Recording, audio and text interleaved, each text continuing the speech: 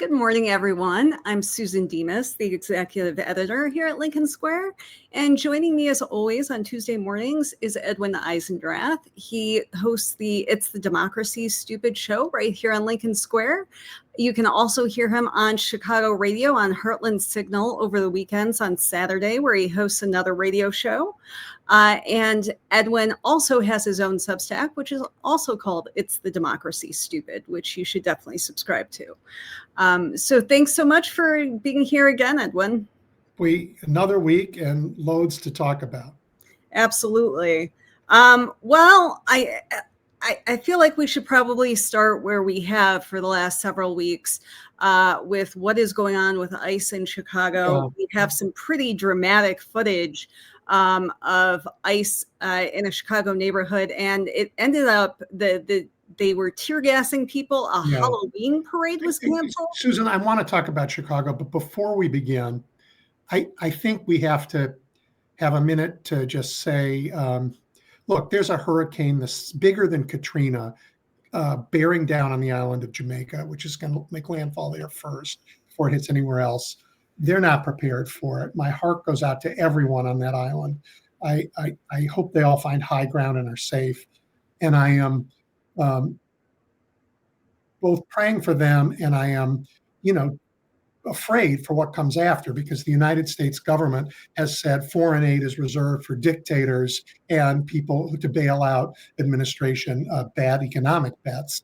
And so we're not going to be available to help in what's going to be a devastating storm. So just, before we begin with this horror show of the Trump administration in my city, I want to say climate change has made for larger, bigger, terrible storms.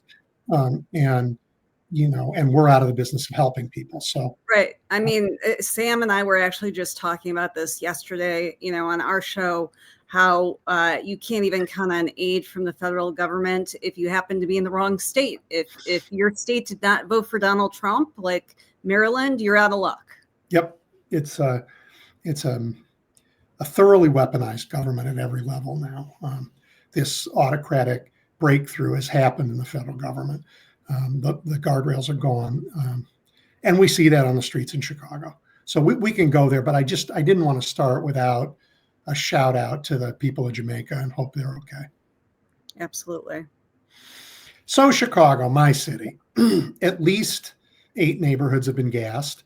As we speak, Bovino is supposed to be in court here in Chicago to try and explain to the judge why he's not violating the orders that she's given not to gas reporters and residents for constitutionally protected free speech and constitutionally protected protest. I note that maybe yesterday night, that ICE has gone through a shakeup to make it more like what's going on in Chicago and to get rid of everybody who was showing a more targeted approach to finding people who are in violation of their visa status. What's going on here is such a danger to the country for 2 different reasons. 3. The first and most obvious is it's cruel and dangerous, and people are getting hurt. Cars are being rammed. As you know, they rappelled from a Black Hawk helicopter into an apartment building. They zip-tied children. Yeah. And in the most recent incidents, they're just willy-nilly gassing blocks of citizens on all over the city. I mean, in immigrant neighborhoods, in wealthy neighborhoods, in working class neighborhoods, they don't care. They want to show force wherever they can. Right. And they're making everyone less safe. And they're ill-trained and ill-prepared. They don't know what they're doing. They incite a crowd, then they get scared, then they throw tear gas and they beat people up. It's an utterly impossible situation that the people of my city are handling with patience and determination. There is no insurrection here. There is simply a demand that we Americans have our rights. We residents have our rights. Donald Trump is saying in Japan how unsafe this city is and how his troops will make it safe. His troops are making it less safe. Every day, they're making it less safe.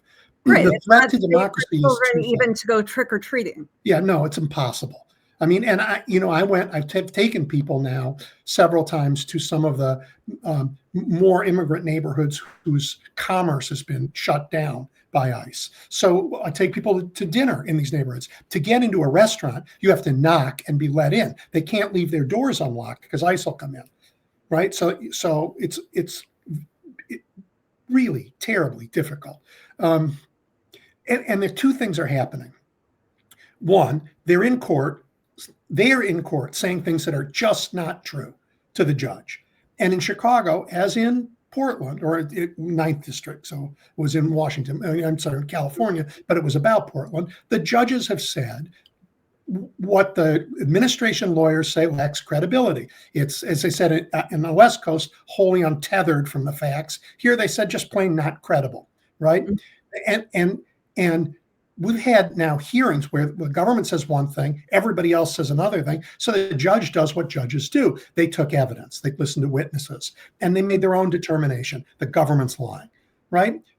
Now, John Sauer, on behalf of Donald Trump, goes to the Supreme Court and repeats all of those same lies that have been found to be lies here in court.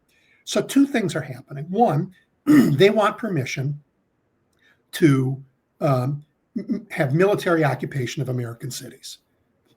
That's one.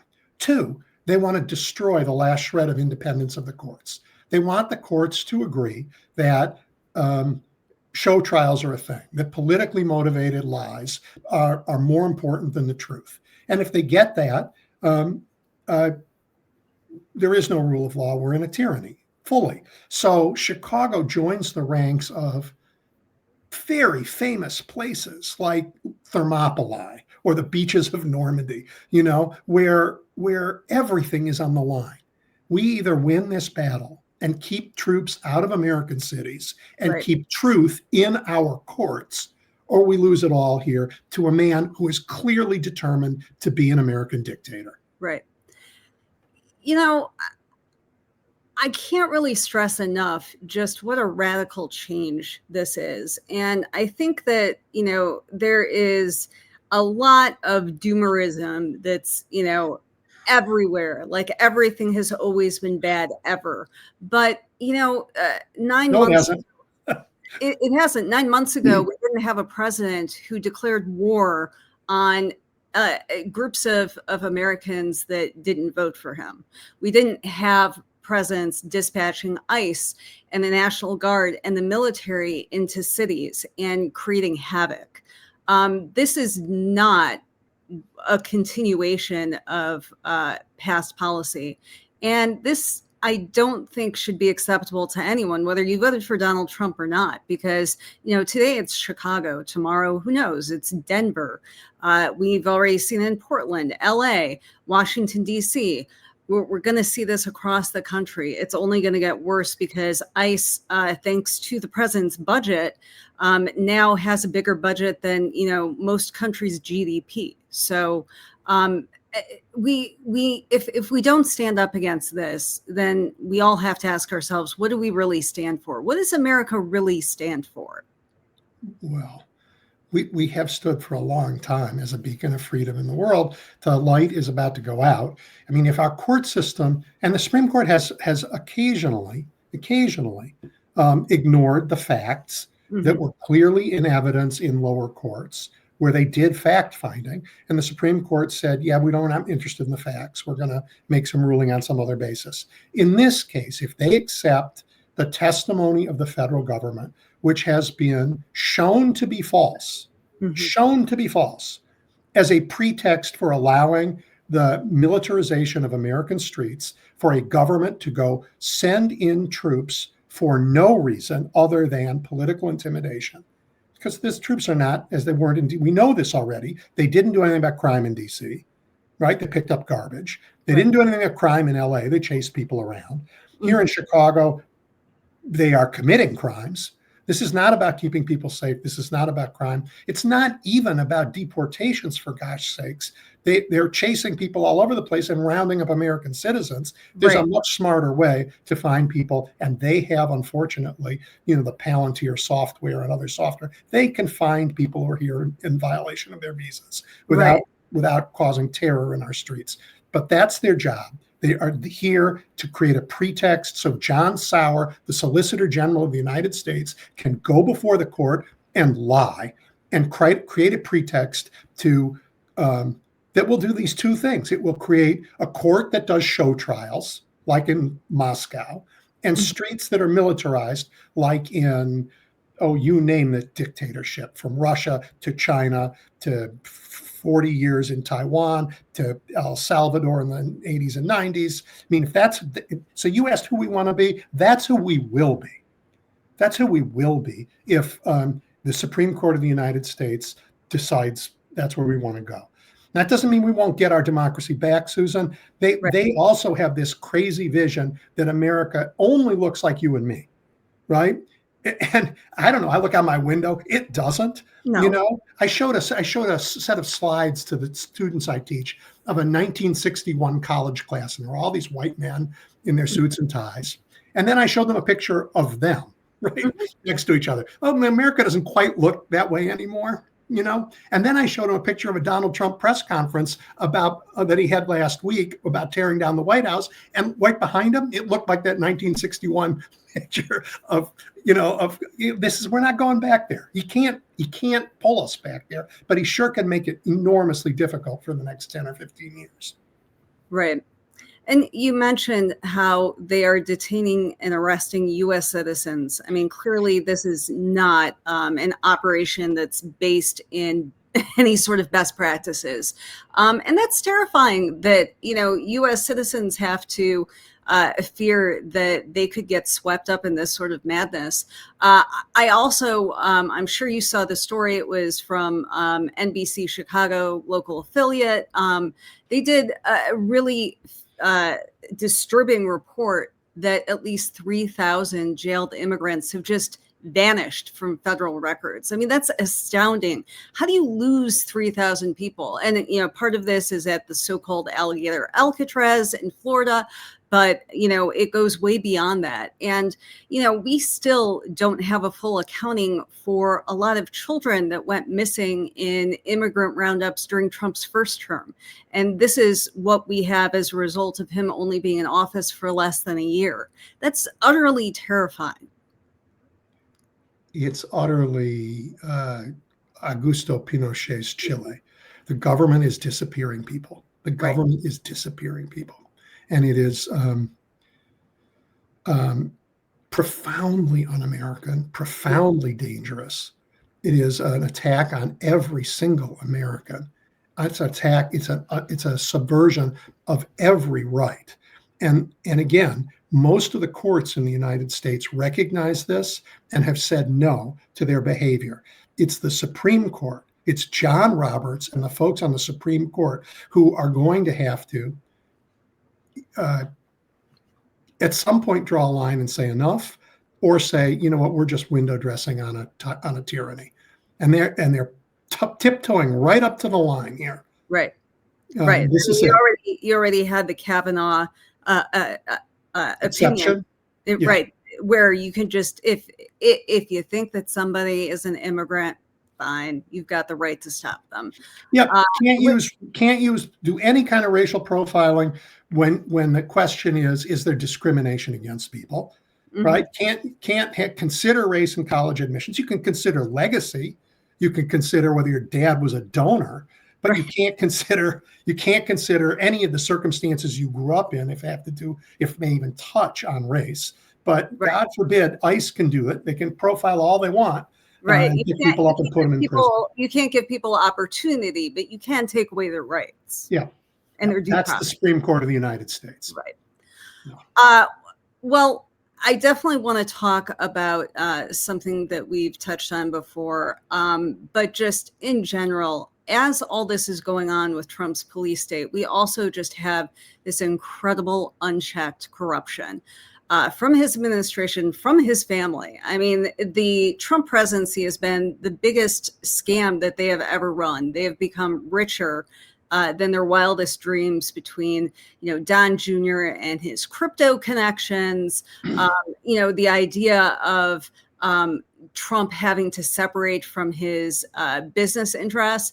That was a big story in his first term. Now the corruption is right there in the open. It's barely questioned. He is pardoning people who are openly bribing him. The worst of the worst in terms of, people who have, who have just done incredibly corrupt things, but they fit right in with the Trump administration. And of course, we've got his $250 million ballroom that he had to just completely demolish the East Wing for. And I'm sure you caught the fact that the Washington Post editorial board said, that's just fine. You know what? This will be of benefit for future presidents. So what is everybody complaining about? But what else would you expect by an editorial board who does not answer to its readers, but to its owner, Jeff Bezos, who, of course, shut down Venice for his wedding over the summer? Yeah, look, the oligarchy of which Bezos is now part of has come together for their own interests and not our interests. No question about it. The corruption in this administration only is able to, and it is worse than any administration.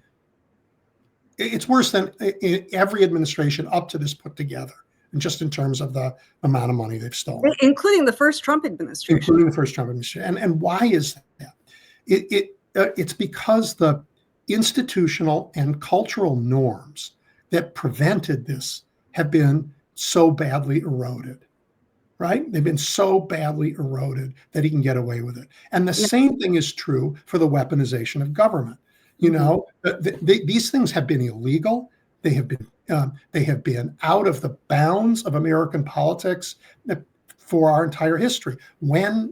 Because they're always crooks, when a politician engages in something like this, they go to jail. I know this. I was a Chicago alderman and watched a lot of my colleagues go to jail for like $7,000, that they took to fix up. One of the biggest jokes in Illinois is trying to name governors who haven't gone to jail. Right.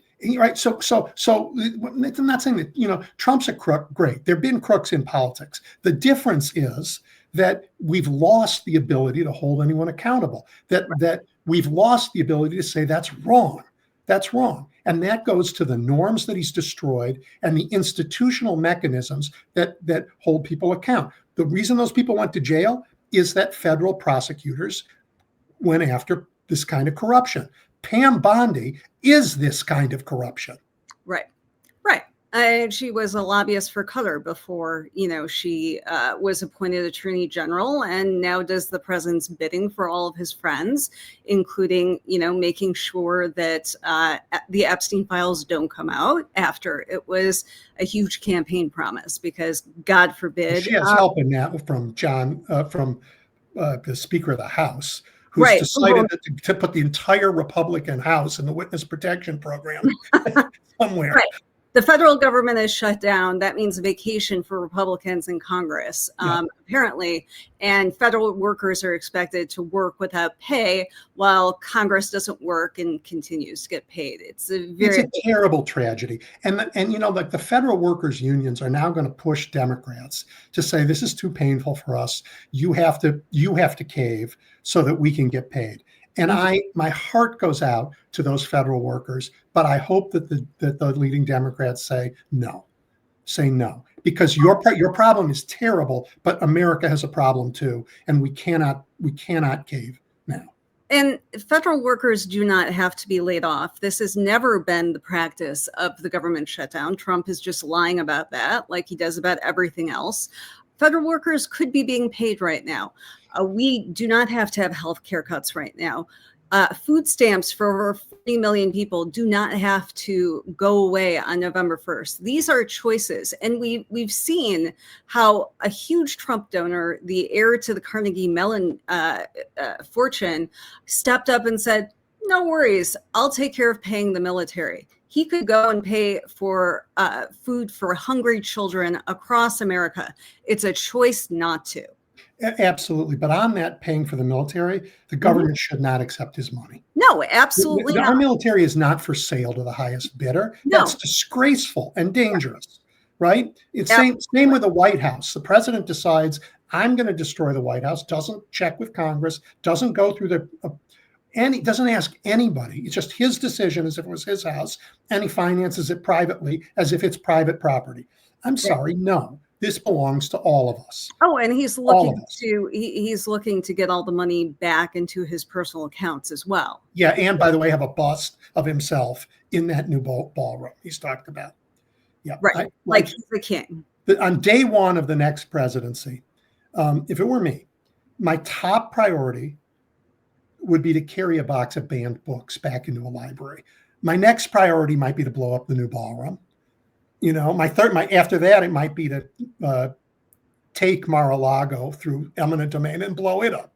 You know, just so I can. Well, you suggested it should be a national museum. I thought so before, but now I just now plow it under. Blow it up. Okay. Yeah, we can have that museum in Washington. Like plow it under. You know, but like bring the books back. It's probably going to fall into the sea at some point because of climate change. So we have that. Or nobody will be able to go there because of the diseases, because no one's getting vaccinated. I mean, who's going to take their kids to Disney World in the midst of a measles outbreak or worse? Right. And years ago, there was a measles outbreak at Disneyland. That is where the biggest measles outbreak of 2019 actually helped spread. Yeah. So we know that this can happen. Yeah. Well, now no one has to get a vaccine in that state. And by the way, they're not vaccinating their pets either. So you're going to have rabid dogs too? I mean, seriously? The problem with radicalization, and right now in America, it's the right wing that is radicalized. The problem with radicalization is it goes from, we're going to be little right of center to we're going to be completely crazy. We're just going to be like, we are just going to keep with our conspiracies until we are 7 standard deviations from sane thinking. Right. And that's where they are. And there's no line that you really can cross. I mean, we have on tape Tom Homan, the head of ICE, accepting a $50,000 bribe, like something out of a bad movie. Right. And we have people like Megyn Kelly, in the right-wing media who just got a great deal from Sirius XM saying, who cares? We love Tom Homan. Corruption doesn't matter as long as you are hurting the right people, you're on the right team. And when that's your standard, then the Trump administration feels they can do whatever they want. Well, and they're going to be very close to being able to if the courts adopt that same standard. Right. And that is the test right now in the Supreme Court. The case is about whether they can militarize our cities, right? That's what the case is about. But in fact, what it's really about is, are there facts that matter anymore, or are they just show trials? And this would the entire legitimacy of the Supreme Court, which has been badly damaged by terrible rulings. This one would be unhinged from the law. They would lose the last shred of credibility they have. So if they go here, Americans would have every right. I go back and read John Locke. They'd have every right to say, nope, sorry, you're a tyrant. You do not have the right to rule. We're in that place. Or we're very close to that place. We absolutely are. And meanwhile,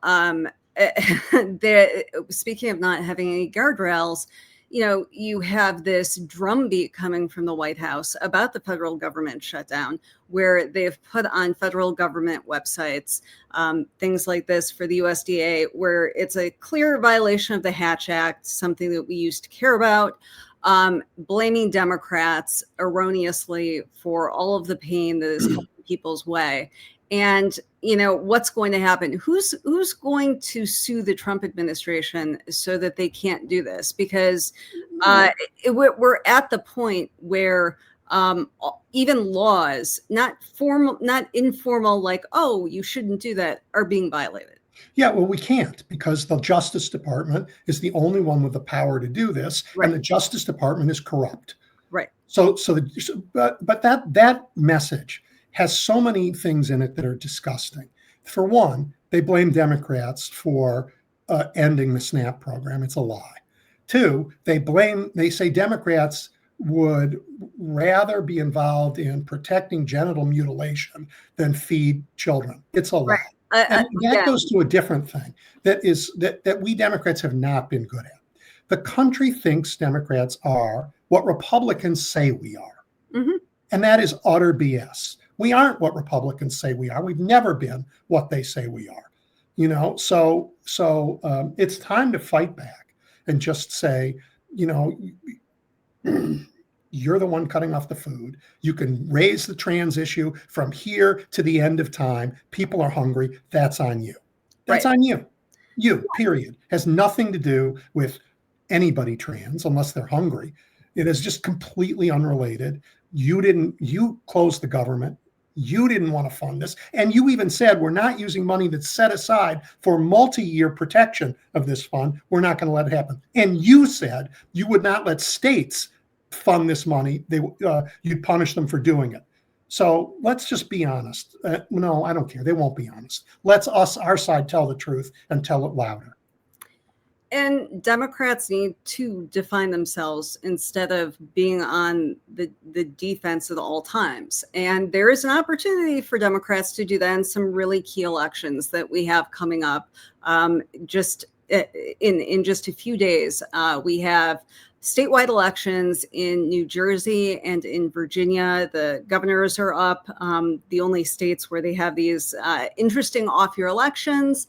But we also have some 3 seats up for grabs on the Pennsylvania Supreme Court where they have a 5-2 majority. Yep. And upwards of $17 million, I believe, has already been spent because Republicans so badly want to flip that chamber. And we've seen a lot of decisive rulings, especially on the election front coming out of state courts. And so, we do have some really key elections here that we can look at and will give us a sense of where Democrats are at, what type of candidates are winning, what their messages are. And this is our preamble to the midterms next year. Yeah, very important. I mean, everybody should know that in our system of government, we have lots of different governments, right? And we don't just have 3 branches in the federal government, which have now collapsed. But we have state governments and lots of smaller entities in these states. This is the last protection of our democracy. And states are enormously powerful when it comes to what the quality of life is like in a state. So you better elect Democrats. You better protect the courts in those states so they can pay attention to jurisprudence and not be the show trial kind of partisan nonsense. We saw that in Wisconsin, where they had a right-wing court that paid no attention to the law, upheld an illegal gerrymander for almost 10 years, upheld an ancient and deeply flawed anti-abortion law. And when the court became one that actually read the law and applied the facts, those things changed, and the gerrymander's been broken in that state, something that took 10 years of hard work. In North Carolina, we're facing a similar instance, right? So every state, it's just enormously important that people pay attention to their states. And a shout out to my friend David Pepper, who I know is often on this network for his book, Laboratories of Autocracy. I use it when I teach. It's an enormously eye-opening and important look at what happens in states and why that's so important. Right. Yep. David is always on Thursday mornings for a chat about what's going on in his home state of Ohio, where he has seen how Republicans have been able to gerrymander themselves into perpetual power. But David is just one of the smartest guys out there, former chair of the Ohio Democratic Party, and he knows what's going on in states across the country. So I think a lot of times we focus so much of what's going on in Washington. Obviously, that's where most of the political media is. But, as somebody who's spent many, many years covering state politics, it's amazing how much. Here's David's book. There you go. Thanks so much, CJ. That was awesome. It just appeared out of nowhere. But so much can change on the state level. I mean, look at your state in Illinois, having a Democratic legislature, having a strong Democratic governor. You have been able to fight back more effectively against a lot of Trump's policies than other states have. Michigan, where I live, is a swing state. It was, only 15 years ago we had unified Republican control.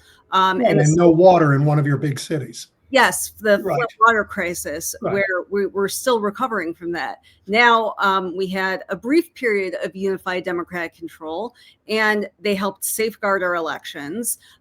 There were a lot of laws passed in terms of like giving free school lunches and breakfast to everybody in the state, which is now being jeopardized. Really important policies. And so there's also, Susan, and we tend not to say this as Democrats, but it's important. When the Democrats were in charge, there was also unprecedented private investment. People had private money, had confidence in the state, and invested more in growing that state because of the leadership of Democrats. Right. And all my conservative friends should drop the rhetoric and look at the facts. When Democrats are in charge, that's when people invest in states.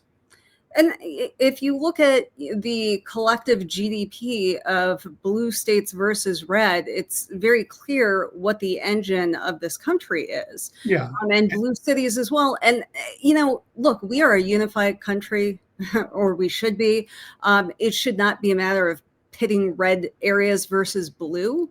But when you have a Republican government that is constantly making the case that it's Democrats that are sponging off of everybody, that they have totally unsafe cities, that they're not even Americans. Just look at, the economic engine of this country. It's just not true. The city of Chicago that they are attacking, think about what the state of Illinois would be like without it. Yeah, it's like, look, these cities are great. I mean, and some of the cities in Texas are great. Right.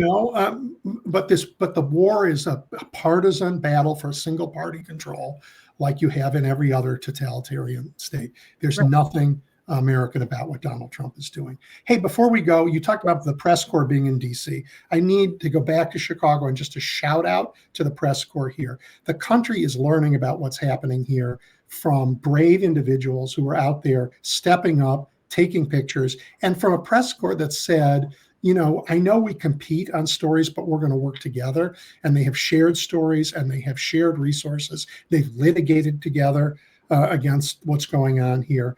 And from this otherwise wonderful city, in the pockets of war zone that are brought by the federal government, great reporting is happening locally. Absolutely. And, that gives me a lot of hope, because we've seen what's been happening at the national level with a lot of these big corporations, CBS and ABC, settling these ridiculous lawsuits with Trump. We've seen the bribes that, Jeff Bezos has paid, and he runs the Washington Post. But if you look at the reporting that's being done at the state and local level in places like Chicago and places like LA, where you have independent journalists who are reporting out of taco trucks.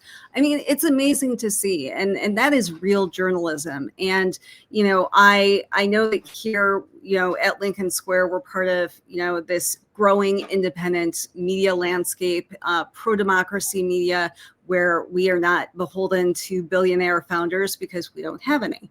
And we will never bend the knee to Trump. And I'm very proud of that.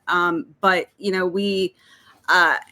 I'm in awe of some of the reporting that I've just seen on the ground, like from Block Club Chicago. I know you had their editor on. Jen Sabella. Yep. On your show, It's the Democracy Stupid. That's the kind of on the ground reporting that we, need. And also a shout out to your governor for saying, what, it's up to all of us, turn on your video camera, document what ICE is doing. We want this to be on the record. That is something that we all can do. Yep. And we all are in Black neighborhoods, in Latino neighborhoods, in white neighborhoods, in working class neighborhoods, in wealthy neighborhoods, in neighborhoods where people are unemployed. Everybody has stepped up to help each other in a remarkable way. And I just wish we'd tear Trump's name off his building. That would be a great day. You could raise a lot of money to do that. I agree.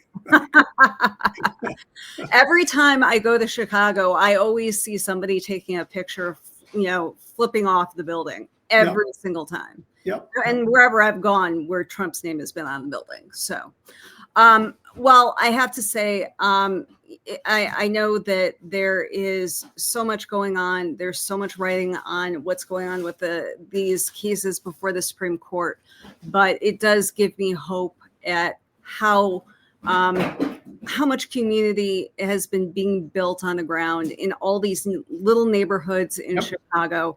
And I feel like block by block, getting together with your neighbors and fighting back, that's the way that we are going to get through this. Yeah, and nobody's alone.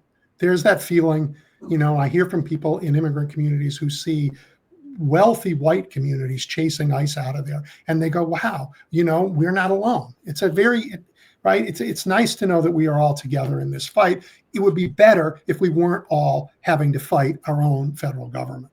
Absolutely. Yeah. Thank you so much, Edwin. And you should definitely check out his show this Friday at 1 p.m. Eastern. It's The Democracy Stupid. He has former DNC chair Jamie Harrison, a former Senate candidate. That will be really fascinating. I'm sure you'll be talking about the upcoming elections in states, and Democrats looking forward to the midterms in 2026. Thanks, Susan. Thanks so much. Always fun to talk. Bye, everyone.